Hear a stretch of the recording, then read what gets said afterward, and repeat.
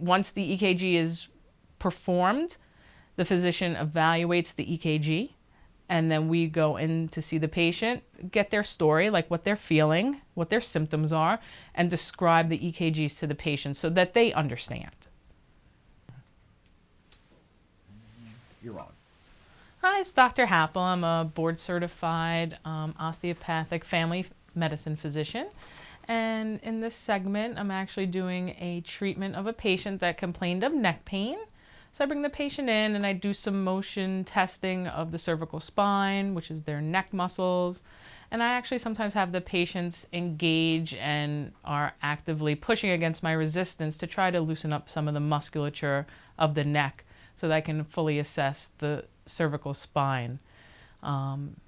I'm actually like to do motion testing of the cervical spine one segment at a time, and also assess the thoracic inlet, which is composed of the neck, your clavicle, which is your collarbone, as well as your first ribs. And I'm just trying to see if there's any restrictions in one area versus the other as the patient takes nice, deep, long breaths.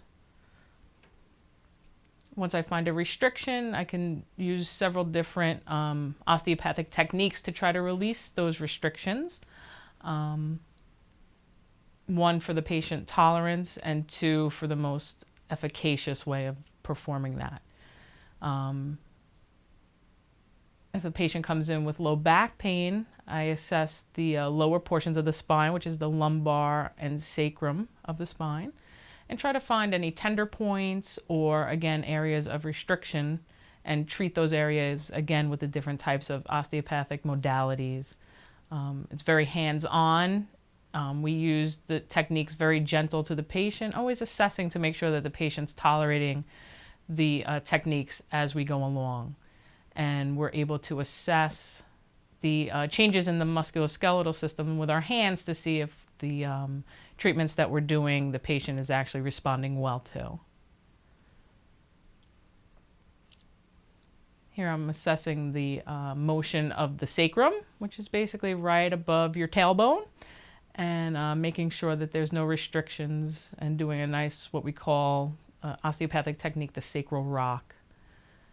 And then trying to assess the sacrum to see where those areas of restrictions are, where those areas that the patient feels tightness or pain.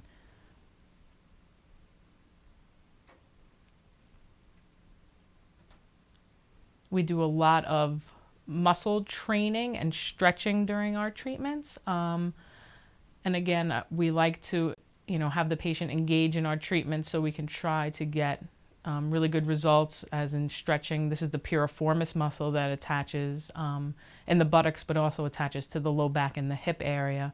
So a lot of times those muscles are quite restricted and tight, so we try to put them into their barrier and have the patient pressing against our resistance to try to release that restriction to help with their pain.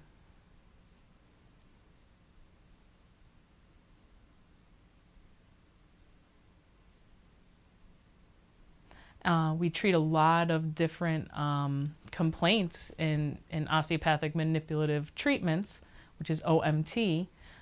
So anyone that comes in for headaches or migraines or even just a sinus infection or a sinus headache, in this technique we're actually doing a sinus drainage, which is trying to free up any restrictions in the sinus cavities and promote the drainage of the sinuses so that the mucus doesn't stay in the sinus cavity too long to promote infection.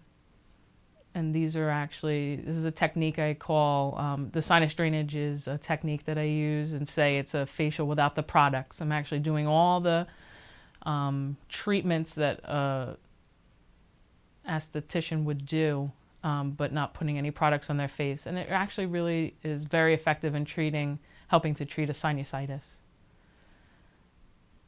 And once you're done with your treatment, we also, depending on the area that you're coming in for, we will teach you some stretches and postural exercises to do. We do give homework.